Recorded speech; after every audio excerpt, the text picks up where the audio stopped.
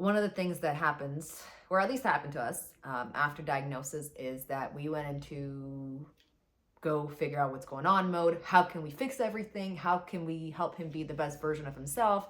How can we help him with nutrition? Is there medication? We're looking for case studies. We're looking for anything and any snake oil out there. You're just trying to find anything, all right? But along the way, you find things that are actually real. So we found out that our son has FRA. So what that is folate receptor antibodies. His body creates naturally an antibody to suppress the absorption of any folate. And a lot of things in nutrition and out there for food are fortified. What that means is that it's an additive that is added to, breads, cereals, some milks, formulas to give you folic acid, which is the fake type of folate. And most people can absorb this, no problem.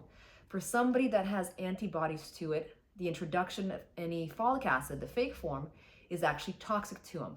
And it causes his body to actually create even more antibodies and suppress the absorption of the folate even further. And if you know anything about brain development, it is crucial to the brain being developed. And he was on formula that was fortified.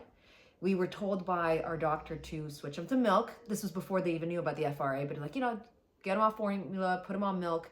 Milk was even worse than the fortified formula because any bovine DNA, anything like that, actually makes your body make even more antibodies on top of that. And he was pounding back milk like a champ. He absolutely loved it.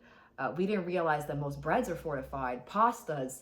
We had to start looking at all the nutritional information on everything.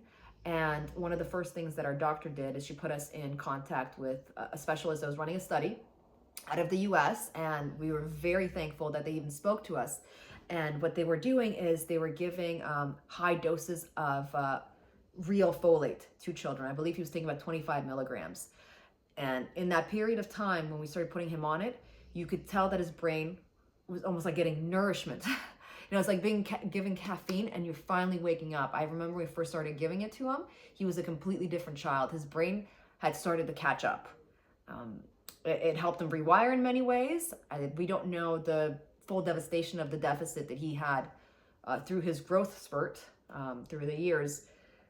We try to make up for as much as possible, but that is something, and he used to only be able to test for it through a spinal tap. He was one of the first children, and we contacted the company, and they sent us a kit, and we were able to get a special blood draw, and have it tested through his blood.